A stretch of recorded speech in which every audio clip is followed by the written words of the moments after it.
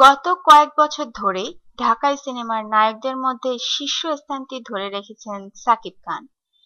দেশীয় প্রযোজনা ও যৌথ প্রযোজনায় নির্মিত সিনেমায় অভিনয় করে 2016 সালের পুরোটা জুড়েই সিনেমা পাড়ার সকল আলোচনার কেন্দ্রবিন্দুতে ছিলেন তিনি। সেক্ষেত্রে নতুন বছরে নিজের সিনেমা কেরিয়ার নিয়ে কি পরিকল্পনা করেছেন শাকিব খান? গ্লিটজের এমন প্রশ্নে হেসে তিনি বলেন, এই বছরের 2 ঈদে 2টো যৌথ প্রযোজনার সিনেমা তো থাকবেই। আমি 4টি যৌথ প্রযোজনার সিনেমা করতে চাই, কিন্তু 4টি সিনেমাতে কাজ তো করতে পারবো না, সেক্ষেত্রে দুটোতেই কাজ করব। আর দেশীয় প্রযোজনার সিনেমার ক্ষেত্রে বড় বড় প্রযোজনার ভালো প্রজেক্টগুলো করতে চাই, তবে সব মিলিয়ে বছরে 5-6টির বেশি সিনেমা আমি করব না। যৌথ প্রযোজনার ক্ষেত্রে কোন প্রযোজনা প্রতিষ্ঠানগুলোর সঙ্গে কাজ করতে যাচ্ছেন তার কিছুটা আভাসও দিলেন শাকিব। গ্লিটজকে তিনি বলেন, কলকাতার শ্রী ভেঙ্কটেশ ও এসকে মুভিজ দুটো প্রযোজনা প্রতিষ্ঠানের সঙ্গে আমার আলাপ আলোচনা হয়েছে। শ্রী ভেঙ্কটেশ আমাকে নিয়ে কাজ করতে খুবই আগ্রহী। একইভাবে এসকে মুভিজও চাইছে আমাকে নিয়ে কাজ করতে। আমার প্রত্যাশা ভালো কিছু উপহার দিতে পারবো। 2016 সালের অন্যতম ব্যবসা সফল ছবি শিকারী এবার টালিগঞ্জের ফিল্মফেয়ার অ্যাওয়ার্ডে মনোনয়ন পেয়েছে। এই প্রসঙ্গে নিজের অনুভূতির কথাও শোনালেন গ্লিটজকে।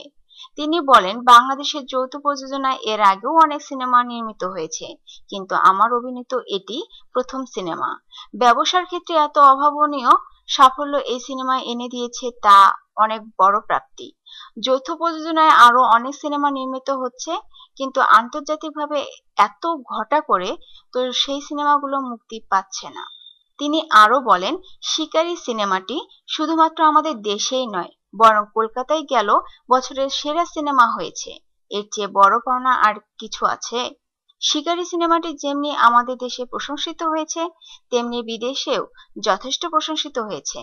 আমার মনে হয় এই প্রাপ্তি শুধুমাত্র আমার নয়, এই প্রাপ্তি পুরো বাংলাদেশের। চলতি বছরেই মুক্তি পাচ্ছে হাসিবুর রেজা কলরের বিকল্প ধারার সিনেমার সত্তা। বাণিজ্যিক ঘরানার সিনেমার নায়ক হলেও এই সিনেমাকে ঘিরে তিনি বেশ আশাবাদী। এ প্রসঙ্গে গ্লিটজকে তিনি বলেন, আমার মনে হয় কিছু দর্শকের সত্তা সিনেমাটি ভালো লাগবে।